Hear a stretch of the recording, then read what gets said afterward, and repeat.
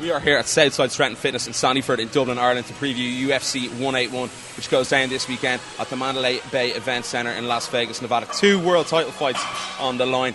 We obviously have the welterweight world title where Johnny Hendricks defending his title against Robbie Lawler in an eagerly anticipated rematch. One of the best fights of the year so far, so we're looking forward to seeing if that goes the same way again. Also on the card, we have Anthony Pettis defending his title again for the first time against Gilbert Melendez. Absolutely stunning card, Fergus. I'm so excited.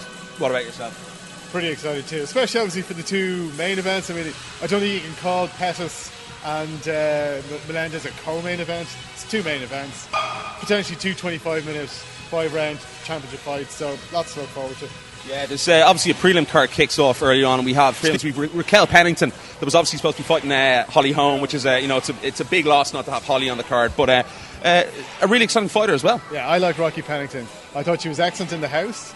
I thought her 1 or 2 UFC fights she's had so far, I thought she was excellent. And I'm looking to see her get back in there again. Pity it's not Holly Holm, but it's Ashley Evans or Ashley Smith Evans, so let's have a look.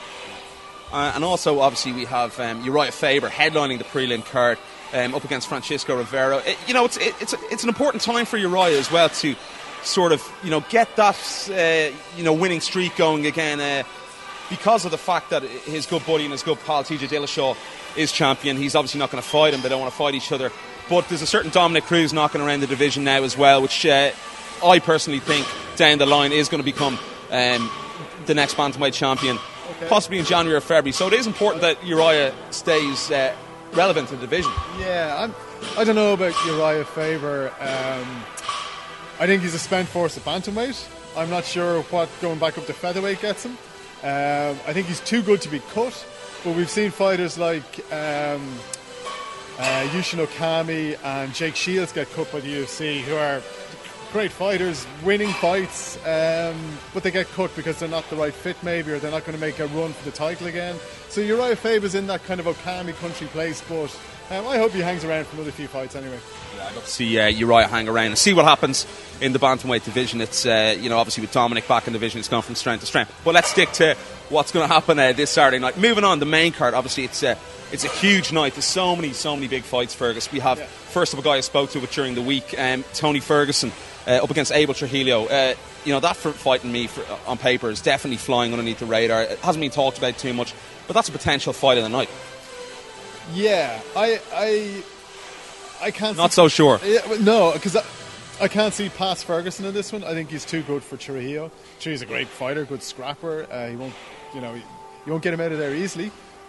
But I just think Tony Ferguson is excellent, and especially in his last fight, I thought he looked excellent.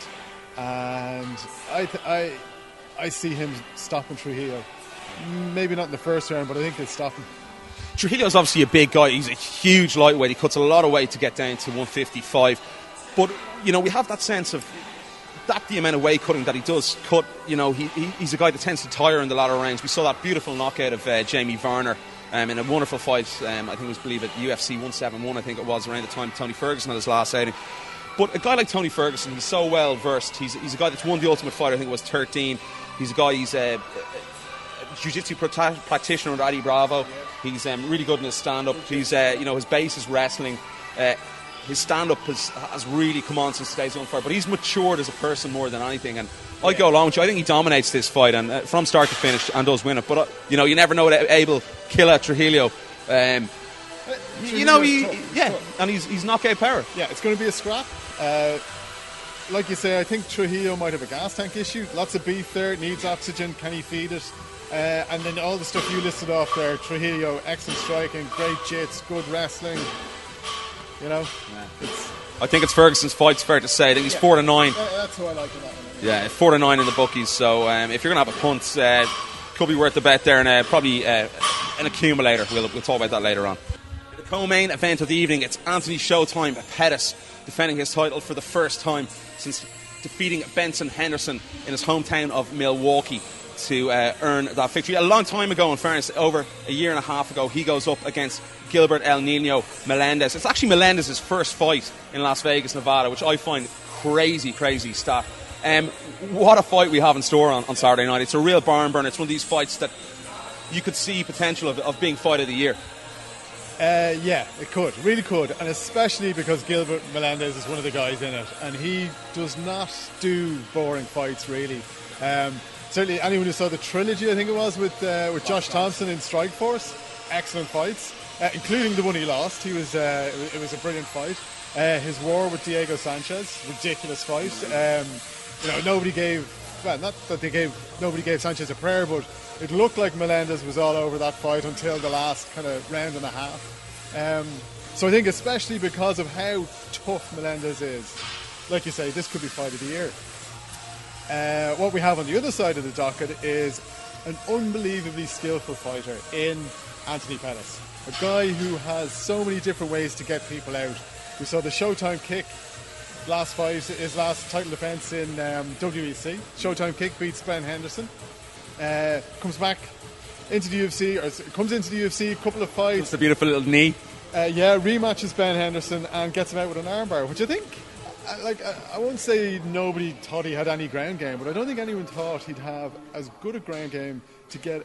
I think Ben Henderson is a BJJ black belt now, but he is, and he was a blue belt at the time when he got the armbar. Pettis was, and if Henderson wasn't a black, he was definitely a brown. But Henderson competes on the jiu-jitsu circuit. Like, he competes in the gi as a brown belt or as a black belt now. So he's a seasoned jiu-jitsu player. So for a blue belt, if he was a blue belt, you're saying he was a blue belt, for him to get Henderson out with an armbar, that was pretty spectacular stuff. So Pettis is a guy who can win the fight anywhere. Is what I'm trying to say in a very round. I'd worry in the fight itself that Gill's going to come out very fast. I do believe. I think he's going to come out all guns blazing. But the thing about Gill is, he's going to try and close the range very quickly, it could give Pettis a lot of trouble, because Pettis is that guy. He likes to have a little bit of time on his side, sort of glance around the cage, where Gill likes to attack from the off, likes to close the space. But the only thing with Gill is, he'll take 2 shots to land one. So that's a problem for me in this fight. I do see it, going to the latter rounds, the third, the fourth, the fifth, the championship rounds, the fourth and fifth, should I say, not the third, fourth, and fifth. So I just feel Showtime is going to have enough here. I think those body kicks could be nasty. I just think he's a little bit more elusive in his all-round game as a mixed martial arts. We saw those heavy kicks against Benson Henderson, gave him real big trouble. If he uses elusive stance, dances around, and Gill commits too much, I think he could catch Gill with something in the later rounds. But I do see it going to the later rounds. Really? Yeah, okay. I do, definitely. Okay. Where's this fight won and lost for both guys, Fergus? Okay, I think Melendez needs it to be a war. I think he needs to get into Pettis' space, turn it into a scrap, make it gritty, dirty. Not quite a street fight, but not far off it. Yeah. Pettis is going to just look for openings. He's going to try and time Melendez. He's trying to read his entries and his exits and his takedown attempts and try and pick something from there. I don't think it's going to go into the later rounds. I think Melendez could be his own worst enemy in that he pushes the pace too much, and Pettis just starts picking him off. And whether it's a sub or whether he knocks him out, I actually think Pettis wins this in rounds 2 or 3 potentially. Do you think the layoff is going to be a problem for Andy Pettis? Because it's coming up to a year and a half. That's quite a long time for a young guy like Showtime Pettis to be out of action. Gill's obviously fought more recently. I think it was in July against Diego Sanchez in that unbelievable fight. A guy who takes a lot of damage. There's a certain element I believe with Gilbert Melendez is that we saw that trilogy against Josh Thompson in Strikeforce. He always seems to come out. I know he won 2 of those fights, but to later rounds, the decisions, if they go that way, they've been controversial from time to time. Obviously, the fights against Thompson, a lot of people, they could have been scored either way. But is there an element of believing really that he can actually get the job done in these bigger fights in the UFC? Obviously, the loss of Benson Henderson, which I do think he won himself. Psychologically, that must be taxing on a guy like that to have that happen on more than one occasion. The same example you can take for is obviously Frankie Edgar, with the amount of fights, rematches he's had, and he's lost quite a few tight decisions. Does Showtime have the psychological advantage going in here? I don't know. I don't think so. Melendez is a really strong character, really big personality. Trains in the 209 with the Diaz boys and Jake Shields, of course. So they're not wallflowers. They're not shrinking violets. He'll walk into the octagon thinking he's going to be the winner.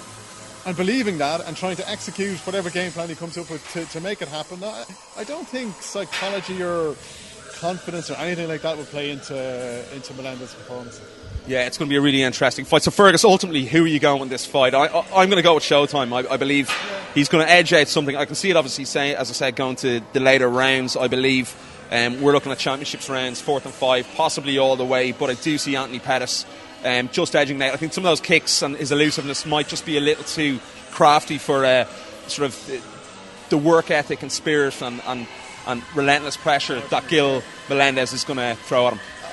I like Pettis as well. But I think earlier, 2 or 3 stops him. But a TKO, I don't think he'll knock him out, but I think he'll get a TKO, maybe. So there you have it. Fergus Ryan wants a TKO knockout. So put your money on that if you fancy that one. Could well be. You never know. It's a really, really interesting fight. It's so razor tight. It could go either way, Fergus. Yeah, I mean, it's incredibly close. I don't have a great record picking fights, I'm not going to lie to you. But that's me. That's who I think. Yeah, it could definitely go either way in this fight. I'm going to go with, obviously, Anthony Pettis. So is Fergus. So if you have a few pennies, have a little bet on that. And I'm pushing the bet. And you have to have a little punt if you're enjoying it. It makes things a little bit more interesting at times. Obviously, you have to be over 18.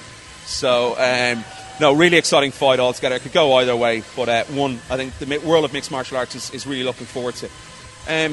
Okay, so it's time for the main event of the evening at UFC 181 in Las Vegas, Nevada. Johnny Big Rig Hendricks defending his title for the first time against Robbie Lawler in an eagerly anticipated rematch. Fergus, what a fight, first of all. The first fight this year was an absolute slobber knocker. We know Johnny was injured going into the fight and sustained a further injury in the fight with his bicep tear. He's had surgery.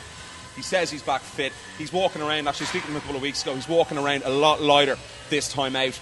Wants to get everything down a lot quicker. He told me he was walking around at 200, where he'd normally be 215. So this fight really, first of all, off the bat, is going to be a crack and scrap. Massively. I think not only did he tear his bicep in the fight, I think he had a cracked shin.